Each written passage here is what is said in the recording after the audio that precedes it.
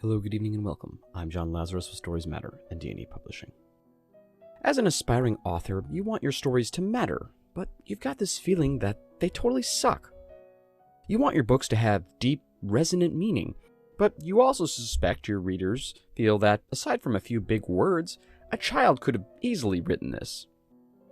You feel that you have so much knowledge and wisdom to share with the world, but at the same time, you feel like if some hitchhiker strangled you and left you for dead in a ditch, nobody would really give a shit. And most of that boils down to theme. Stories aren't just about heroes winning or titillating violence against cheerleaders. Stories with good themes are a means for us to better understand human nature. Before I read Moby Dick, for example, I never really considered that secretly poisoning my neighbor's dog that barked at me a lot might have been wrong. But what is theme? Well, my favorite definition of theme comes from my high school literature teacher, whose name I can't recall. Theme is, theme's a thing.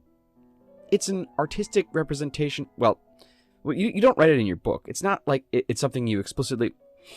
To put it another way, it's something your reader can understand just by reading your book. It's the subject of your discourse, or no, it's like the idea they take away from your book.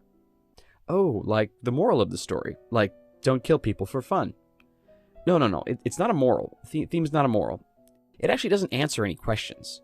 When you create a theme, you're not being preachy. If anything, a theme raises more questions than it answers. It's basically what your book is really about. Oh, like a topic. No, it's not a topic. Okay, think of it like this. If you were in an elevator with someone, what would you say? Floor 1, please? No, I mean about your book. If you had to explain your book to a person in an elevator in one sentence, how would you do it? Do I know this person? It doesn't matter. Well, I guess I'd say that this story is like an elevator in that it goes... No, that's not... Look, never mind. Just use the word exploration in your theme and you should be fine. Exploration of elevators. Got it.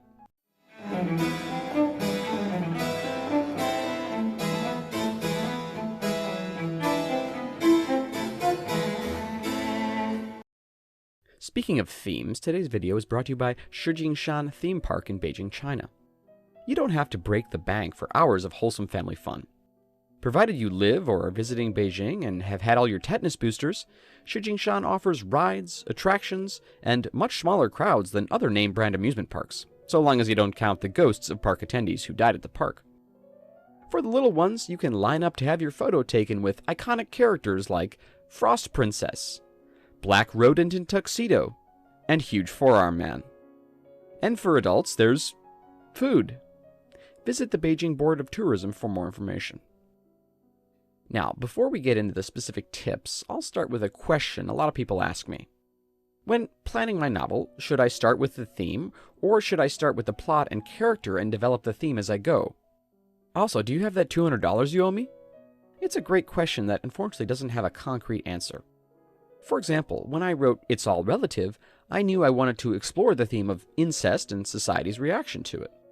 And then I slowly developed the characters who were pro and anti-incest, and then the science fiction plot about incest babies on a generation ship naturally developed from that. But, when I wrote Son of Sam I Am, for example, I just knew I wanted to tell a story about a man with mental disabilities who helps catch a serial killer, because there were a lot of very popular TV shows that were basically just that. The theme of the novel, the prejudices that people with mental disabilities face, didn't present itself until about 2/3 of the way through the novel, when I noticed that all of my cop characters were being total assholes. Now, how can we work to create better themes as through lines in our writing? Tip 1. Don't be preachy. Nobody likes preachy people.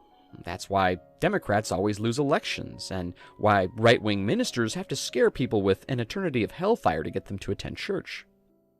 So, as a writer, you need to be careful that your theme isn't too on the nose or moralistic. It would have been easy just to preach about incest being bad when I wrote It's All Relative, but instead I wanted to really get into intense debates and explore what incest means to different people.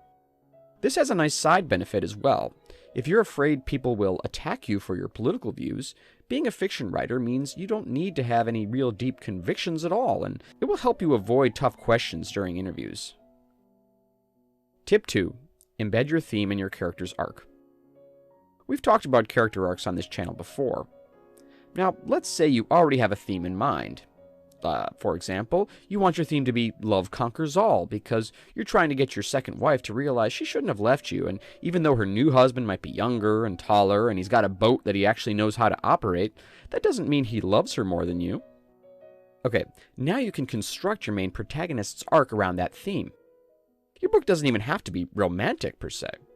And Christopher Nolan used the theme to save a dying planet. Maybe in your story, it's a love for math that gets your protagonist to turn their life around, stop smoking PCP, and win the Fields Medal in the end.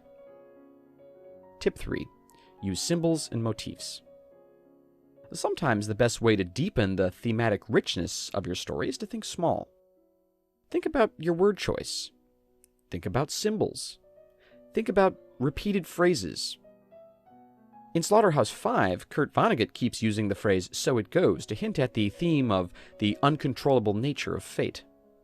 In fact, it's a phrase I love so much, I put it on my first wife's headstone when she was killed by that biker gang and nobody else was willing to claim her corpse.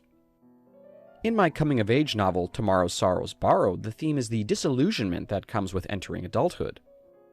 To hint at that theme of disillusionment, the motif of masturbation is used over and over and over and over and over again to show how isolated my main protagonist, Catcher Ryerson, is. That's all for today. Please don't forget to like and subscribe, and I'll leave you with this week's Author Quote of the Week. See you on the next one.